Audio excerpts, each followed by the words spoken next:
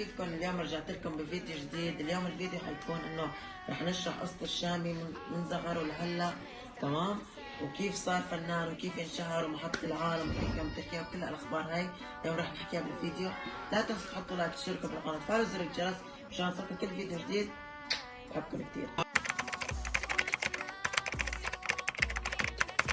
مواليد الشامي 2/6/2002 وبرج الجوزاء، وبلش مسيرته الفنية بإربيل 2021، وقدر يكسب ثقة الجمهور ومحبة الجمهور بفترة كتير قصيرة. ولد بسوريا وبسبب الحرب يلي صارت بسوريا انجبر انه يلجأ لتركيا، وعاش فترة هناك. كان فترة من حياته عاش بالأردن، وهلا هو مستقر بلبنان. أول مسرح طلع عليه كان مسرح جوي أواردز، وتكرم لأفضل غنيت لسنة 2023.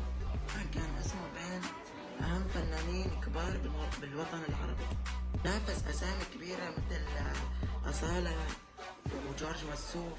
الشامي اشتغل وتعب حاله كتير، وهلا اسم الشامي متخطى 6 مليار مشاهد. على اليوتيوب أكثر من 500 مليون استماع.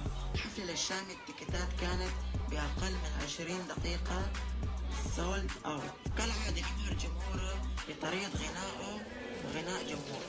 الشامي قوي جدا لدرجة إنه أغانيه صارت ترند قبل ما ينزلهم. أول مقابلة تلفزيونية طلعها بأقل من ساعتين صارت ترند. حتى الشامي رفض يطلع مقابلات لفترة طويلة. طريقة تفكير وطريقة غنائه خلى الوطن العربي وأبهر جمهوره. قام الشامي حقق كثير إنجازات طلع اجتهاد شخصي من دون أي مساعدة شركة أو برامج. يا حبايب، هيك كانت نهاية آخر الفيديو. إن شاء الله تكون فدتكم بمعلومات كثيرة، وشكرا لكم وصلنا إلى هالنقطة. ولا تنسوا لايك والاشتراك وفعلوا زر الجرس عشان يوصلكم كل فيديو جديد. بحبكم كثير.